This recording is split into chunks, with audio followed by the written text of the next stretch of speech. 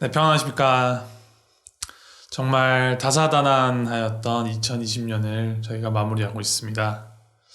이제 3일밖에 남지 않은 2020년, 이 가운데서도 우리가 꼭 지켜야 할 것은 God is good. 하나님은 선하시며 하나님은 우리와 함께 하신다라는 그 사실을 믿는 믿음입니다.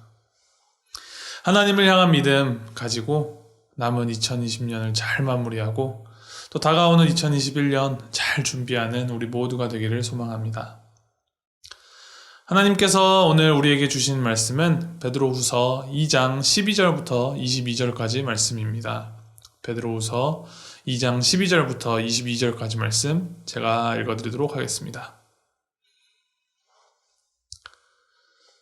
그러나 이 사람들은 본래 잡혀 죽기 위하여 난 이성 없는 짐승 같아서 그 알지 못하는 것을 비방하고 그들의 멸망 가운데서 멸망을 당하며 불의의 값으로 불의를 당하며 낮에 즐기고 노는 것을 기쁘게 여기는 자들이니 점과 흠이라.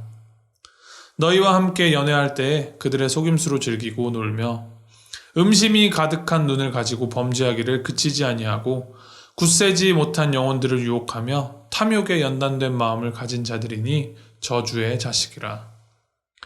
그들이 바른 길을 떠나 미혹되어 부올의 아들 발람의 길을 따르는도다. 그는 불의의 삭슬 사랑하다가 자기의 불법으로 말미암아 책망을 받되 말하지 못하는 나귀가 사람의 소리로 말하여 이 선지자의 미친 행동을 저지하였느니라. 이 사람들은 물 없는 샘이요 광풍에 밀려가는 안개니 그들을 위하여 캄캄한 어둠이 예비되어 있나니 그들이 허탄한 자랑의 말을 토하며 그릇되게 행하는 사람들에게서 겨우 피한 자들을 음란으로서 육체 정욕 중에서 유혹하는도다. 그들에게 자유를 준다 하여도 자신들은 멸망의 종들이니 누구든지 진 자는 이긴 자의 종이 됨이라. 만일 그들이 우리 주 대신 구주 예수 그리스도를 알므로 세상의 더러움을 피한 후에 다시 그 중에 얽매이고 지면 그 나중 형편이 처음보다 더 심하리니 의의 도를 안 후에 받은 거룩한 명령을 저버리는 것보다 알지 못하는 것이 도리어 그들에게 나으니라. 참된 속담에 이르기를 개가 그 토하였던 것에 돌아가고 돼지가 씻었다가 더러운 구덩이에 도로 누웠다 하는 말이 그들에게 응하였도다. 아멘. 어제 본문 말씀에 이어서 베드로는 성도들에게 그리스도인들을 유혹하고 넘어지게 하는 거짓 선지자, 거짓 교사들에 대한 이야기를 이어가고 있습니다. 오늘 본문에서는 그들이라는 대명사로 표현이 되는데 베드로가 말하는 그들, 즉 거짓 교사들이 어떠한 자들인지에 대한 이야기를 요약하면 크게 세 가지로 말할 수 있을 것입니다. 첫 번째는 그들, 거짓 교사, 거짓 선지자들은 하나님이 아닌 세상의 다른 것들을 사랑하는 자들입니다. 성경이 말하는 가장 중요한 제1계명이 무엇입니까? 하나님을 사랑하고 이웃을 사랑하는 것. 그것입니다. 그리스도인들의 가장 첫째되는 그 삶의 원칙은 하나님을 사랑하는 것입니다. 거짓 선지자들은 성경의 제1계명을 어기고 하나님보다 다른 것들을 자신의 삶의 최고로 여기고 그것들을 더욱더 사랑하는 자들입니다. 오늘 말씀 13절에 기록합니다. 불의의 값으로 불의를 당하며 낮에 즐기고 노는 것을 기쁘게 여기는 자들이니. 또 12절에는 이 거짓 교사들을 이성 없는 짐승과 같다라는 표현을 사용하고 있습니다. 짐승과 인간의 차이점인 그 이성, 여기서 이성은 단순하게 사고하고 판단하는 생각의 힘을 말하는 것이 아니라 인간을 인간으로 창조하여 주시고 인간의 하나님이 되어 주신 그 하나님을 아는 것, 여호와를 경외하는 것, 그 지식을 말합니다. 하나님이 아닌 다른 것들을 더 사랑하는 것, 단순히 하나님이 아닌 다른 신을 섬기는 것뿐만이 아니라 물질이나 명예, 나의 만족감이나 나의 성취감 같은 그런 나의 감정들, 그런 것들을 좇고 살아가는 자들이 바로 베드로가 경계하는 거짓 교사들, 거짓 선지자들의 첫 번째 특징입니다. 두 번째 거짓 교사들의 특성은 단순히 나만 불의를 쫓고 하나님을 멀리하는 데에서 그치는 것이 아니라 다른 이들을 유혹하고 불의와 악의 길로 끌어당겨 영향력을 미치려 한다라는 것입니다. 14절에 기록하기를 음심이 가득한 눈을 가지고 범죄하기를 그치지 아니하고 굳세지 못한 영혼들을 유혹하며 탐욕에 연단된 마음을 가진 자들이니 저주의 자식이라 라고 기록하고 있습니다. 그들이 다른 이들을 유혹하고 자신의 곁으로 그 다른 이들을 끌어당기는 것은 선한 마음에서 비롯된 것이 아니라 그 과정에서 탐욕에 이끌려 내 배를 불리고 나의 유익을 구하고자 함입니다. 하나님의 저주를 받은 그 저주의 자식으로 살아갈지라도 순간의 만족과 순간의 탐욕으로 그 굳어진 마음은 쉬지 않고 범죄하기를 그치지 않습니다. 세 번째 거짓 교사들의 특성은 그들의 죄의 자리에서 빠져나오는 것이 너무나도 어렵다라는 것입니다. 20절에서 22절까지 말씀을 보면 마치 마약이나 다른 중독 증세처럼 한 번 맛본 달콤한 죄의 그 맛을 잊어버리고 이겨내는 것이 정말 너무나도 어렵기 때문에 그들은 예수님을 알게 되어도 세상의 그 더러움에 얽매이게 되면 그 관성을 못 이기고 계속하여서 반복하여 같은 죄를 짓게 된다는 것입니다. 한 번 빠지면 빠져나오기 힘든 죄악의 그 중독성.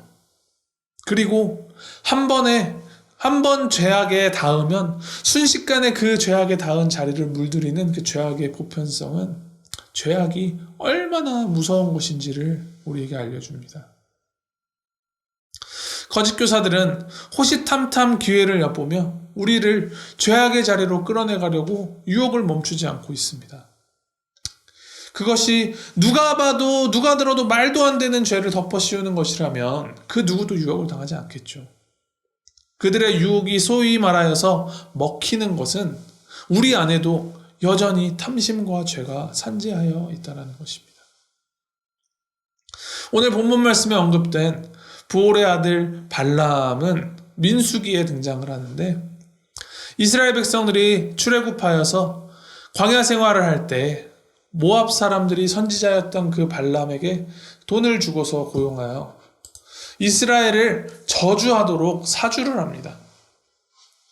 이 돈에 눈이 멀어서 이스라엘이 하나님께서 선택하신 하나님의 백성임을 알고 있으면서도 발람은 그들을 저주하기 위해 길을 가던 중 하나님께서 천사를 보내시어 그 발람이 동행하는 나귀를 멈추게 하셨고 이 나귀가 멈추자 발람이 나귀를 지촉하면서 나귀를 때리자 하나님께서 나귀의 입을 열어 발람의 그 그릇된 생각에서 비롯된 그릇된 행동, 오늘 본문에서는 미친 행동이라고 표현을 하는데 그 행동을 꾸짖으셨습니다. 발람이 거짓 선지자의 대표로 언급되는 것은 그가 다른 신, 하나님이 아닌 다른 신을 믿어서가 아니라 그가 모압 사람들이 주는 그 눈앞의 물질, 그 탐심 때문에 하나님을 이용하여서 죄악을 행한 자이기 때문입니다. 이후에 민수기 25장과 31절에 발람은 이스라엘 백성을 저주하는 데에는 실패를 하지만 집요하게 이스라엘 백성들을 유혹하며 이스라엘을 실족하게 하였습니다. 하나님이 아닌 돈을 사랑하였고 자신뿐 아니라 이 이스라엘 백성들을 저주하면서 그들에게 악한 영향력을 미치고 그들을 유혹하며 하나님께서 가르치심을 나귀가 말하는 기적을 보여주셨음에도 불구하고 그 죄악을 그치지 않은 거짓 교사의 대표로 발람이 오늘 성경 말씀에 기록되어 있는 것입니다. 이 말씀을 받은 우리는 무엇을 어떻게 해야 할까요?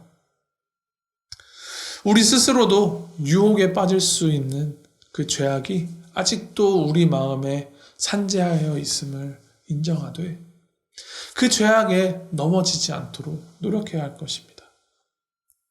그 노력이란 우리의 힘으로 그것들을 무찌르거나 이겨내는 것이 결코 아닙니다. 그것은 우리의 힘으로 어떻게 할 수 없는 것입니다.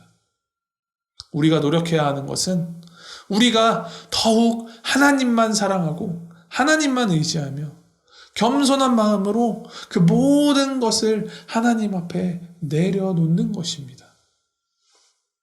요한복음 15장에 예수님께서 포도나무의 비유로 예수님은 참 포도나무이시요 우리는 가지라 라고 말씀하셨습니다. 가지가 해야 할 일은 열매를 맺으려고 노력하는 것이 아니라 나무에 붙어 있어야 하는 것입니다. 우리가 예수님에게 꼭 붙어서 예수님에게 의지하여 살아가고 그 삶의 우선순위를 예수님에게 붙어 있는 것에 두고 예수님에게 삶의 우선순위를 내어드릴 때 우리를 유혹하는 그 거짓 교사들, 그 우리 안에 스멀스멀 되는 그 죄의 힘도 그 예수님의 힘으로 다 끊어지고 없어지게 될 것입니다. 우리 모두가 진정으로 하나님만을 사랑하는 자들이 되기를 소망합니다. 예수님만 믿고 예수님만 따르는 자들이 되기를 소원합니다. 나를 위하여서 주님을 이용하는 것이 아니라 온전히 주님을 위하여서 이 세상 가운데에서 주님께 사용받는 우리 모두가 되기를 주님의 이름으로 소원합니다. 그리할 때 우리를 노리는 그 거짓 교사들과 죄악이 다 무너지고 진정한 승리가 이루어지리라 믿습니다.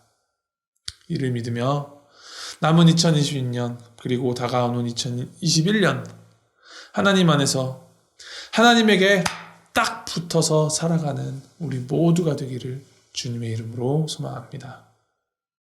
함께 기도하시겠습니다.